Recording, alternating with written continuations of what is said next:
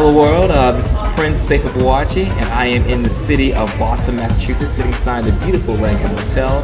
I'm here for their Timeless Tuesdays here at the Bond Lounge, where they showcase beautiful fashion designs. And the man sitting next to me is Mr. David Joseph, the man behind some of these beautiful designs here tonight.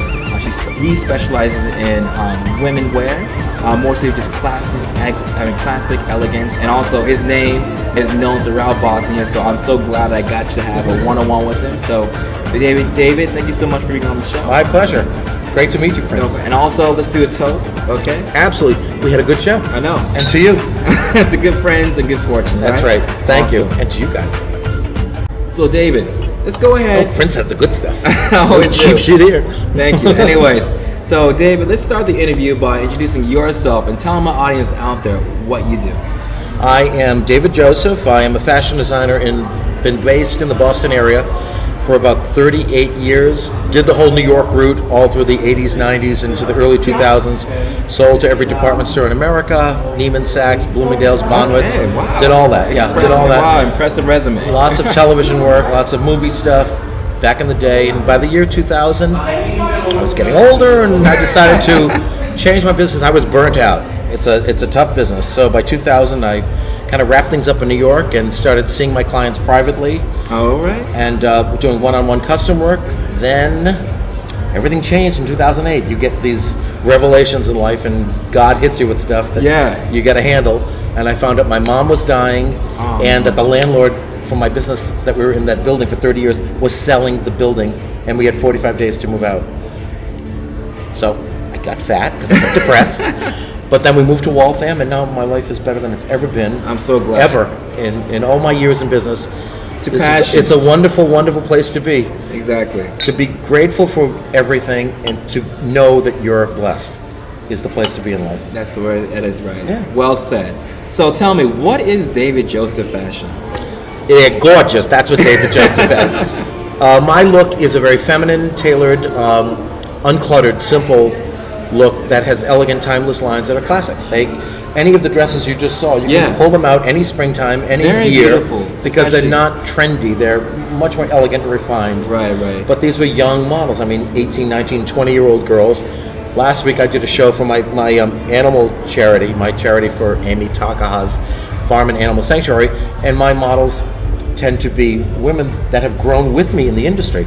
So we all started at 20, and now we're all in our 30. 30, that's right. No, I'm in my 50s, but they have remained young and beautiful and gorgeous, even though they're of a certain age now. So, well, that's beautiful, and I want to just say this: his clothing is perfect for any woman. Yeah. Porcelain, ivory, ebony, jade. That's right. Yeah, exactly. And we had all of our models in every color on the show today. Every color. Yeah. So it's all good. It's all good. So tell me, how did you get into fashion? I was just a little baby homo. I mean, just a young kid in Rhode Island. Right. I used to watch my mother sew and my grandmother sew, and I picked it up. I just did it. I started sewing when I was 7 years old. I used to use my mother's sewing machine. I used to use her sheets as fabric, and so she would go to put the sheets on the bed, and the middle of the sheet would be cut out, and you'd hear the David, what are you doing to my sheets? So I was running over her sheets, but she didn't stop me. She said, if you're going to sew, let me show you how to do it the right way. So she showed me how to do it the right way, and the rest is history. And I've sewn my whole life, and at 17, opened up my own little boutique, and then at 21, got to New York, and that's all happened. So it's like you. I was busy when I was young. Yeah. Like you are. Yeah, thank you. I appreciate that. So what is the inspiration behind all your designs? I'm going to say something no one has ever said. Money. That's true. No, in all honesty, look, it's business. It's business. You got to make money. Right. But honestly, the inspiration, especially now at this point of my career, is each individual woman, whoever I'm designing for. My inspiration is that woman, her needs, her specifications. I work a lot with the Jewish Orthodox community in Boston, where their needs are a certain, for religious purposes, covered to the neck, modest, but they still want to look modern. So they still want to have a great look and look beautiful, and that they take care of themselves, but with religious constrictions. So we do it all. So it's every woman is individual. He's very flexible, lady. Yeah. So I mean, I'm very bendy. Oh yeah. Okay. For every culture, so definitely contact him. That's amazing.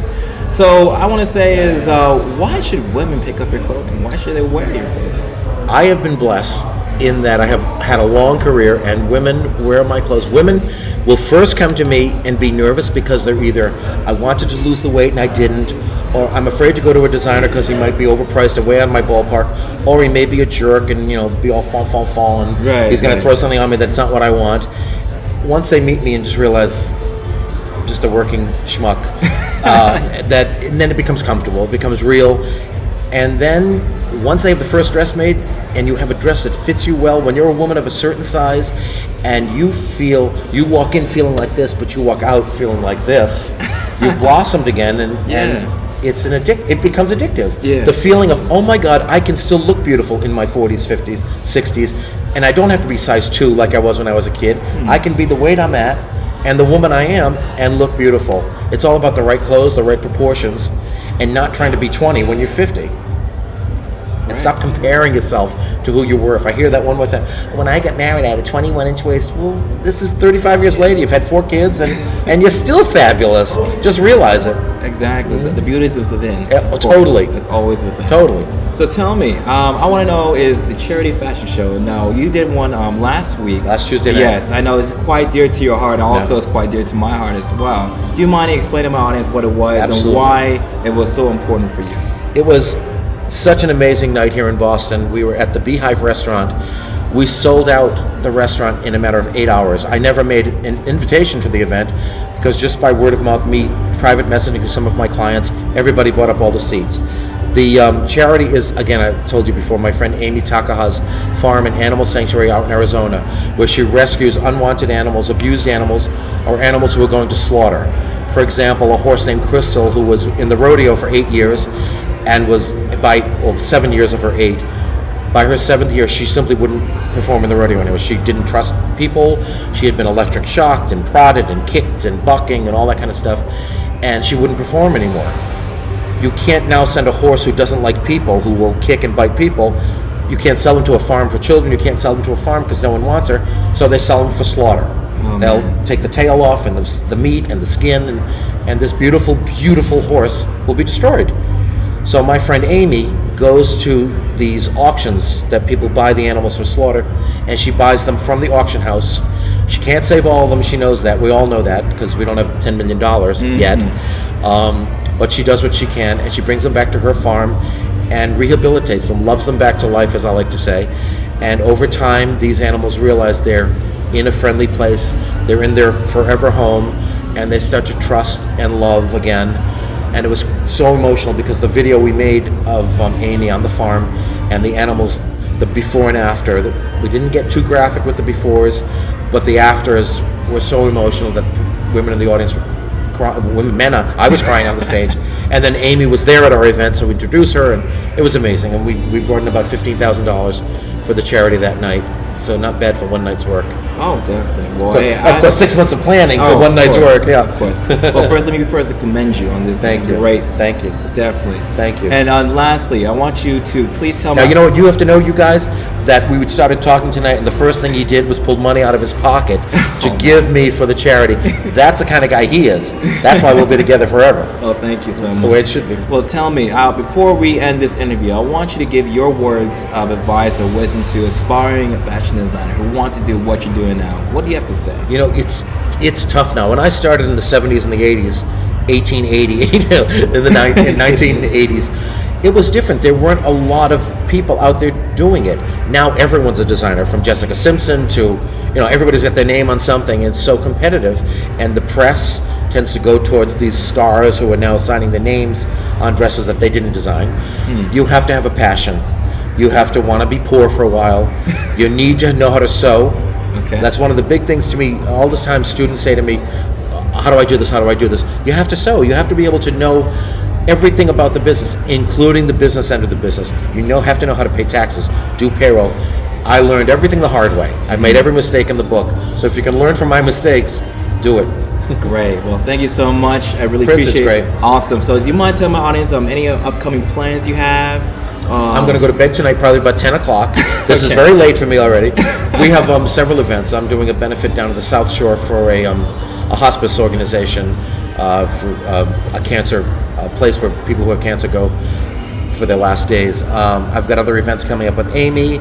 I have a big interview with the Boston Globe tomorrow. They're doing a feature piece on me. Okay. And there's a reality show in the works about me, so lots of different things happening. Okay, awesome. Well, guys, you'll know first, and then we'll tell you. Definitely. I will follow him and post all the links, etc. and so forth. So we're good together. We're like Sonny and Queer. Share. Well, anyway, so do you mind telling my audience where can they follow your clothing? Do you have a store here in Boston? I'm in Waltham, Massachusetts. You can find me on Facebook under David Josef Fashions, or email at davidjosephfashions@gmail.com. Website www.davidjosephfashions.com. I'm everywhere. Just Google me. I've been around a long time. You'll find everything about me. Yeah. Okay. Well, David, thank you Pleasure. again so much. Really, you're the man. All right. Thank you guys for tuning in. For more people and fashion, go to my website, which is www.princesdailyjournal.com. You also find me on Facebook, Twitter, Prince DJC. Just look me up as well. And until next time, guys, cheers. Be to you, good Prince. and stay classy. Thank you.